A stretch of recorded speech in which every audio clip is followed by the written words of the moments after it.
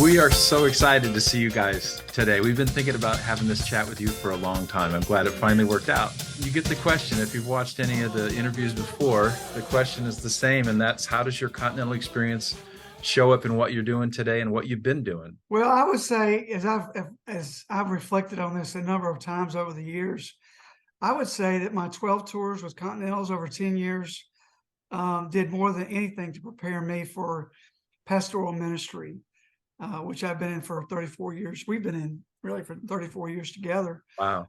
And those times, man, whether I was just playing sax in the band or assistant director or a director, all of it, worked together really to prepare me. I feel like even more so than seminary did.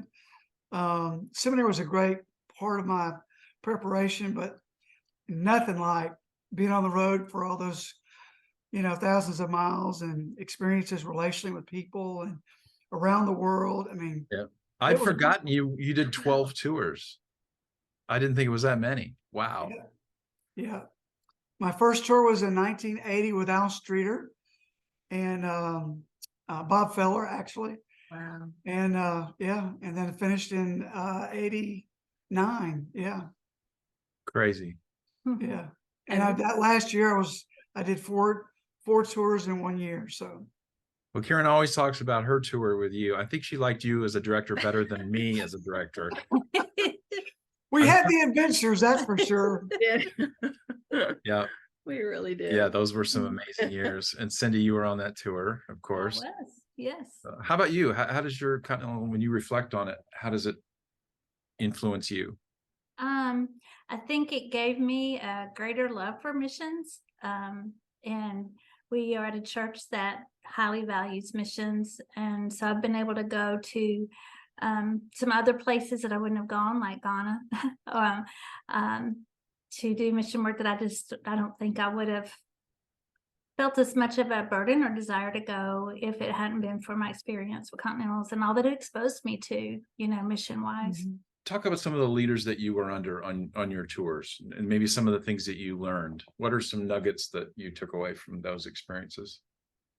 Well, I would say, one of the key lessons for me was really Cam's, when I started going to director's camp. He always had this phrase, never say never. And it instilled in me this attitude that nothing's impossible and you can make anything work and don't give up. All those kind of things that we want to see instilled in people that we're working with, investing in. And so for me personally, I just kind of have always had this attitude, especially in ministry, of never say never. Don't ever give up don't ever give up on somebody. Don't give up on a ministry dream unless the Lord just shuts it down, of course. But that was a big one for me. It's lasted with me personally and in ministry, in marriage, parenting. There's been plenty of times that you want to just kind of throw the towel in and quit. But that mentality of, nope, we're going to make this work, Yeah. That's been a lifelong lesson for me. Yeah. Huge. Yeah.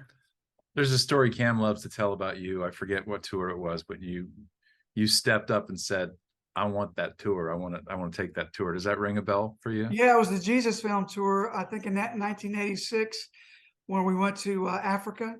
I think that's the one. Yeah.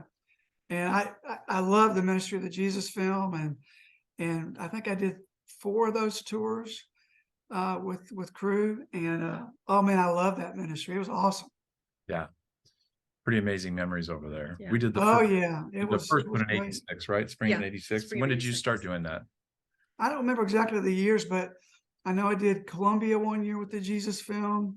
We did Africa, South America, and Thailand. Mm-hmm. So there's 4 different groups, that did that. And we were able to also share that or be a part of showing that in Ghana, the same film in Ghana. So that's really kind of cool to see that consistency, that it's still valuable in those, especially in those kind of settings. You had a pretty dramatic experience in Eastern Europe, as I recall. Talk about that a little bit. Yeah, it was 1984 in Poland.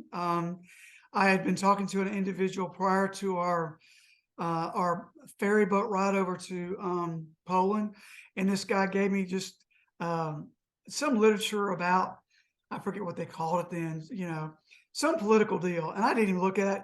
I just stuck it in my briefcase. I got over, I go through customs, they open my briefcase. Solidarity, I think is what it was, or something. And they looked at that and they just freaked out. They pulled me into a side room and said, "Are my political enemy or something?" And I mean, they strip searched me. They did everything. And so that was a humbling, very faith stretching experience where I had to really depend on the Lord.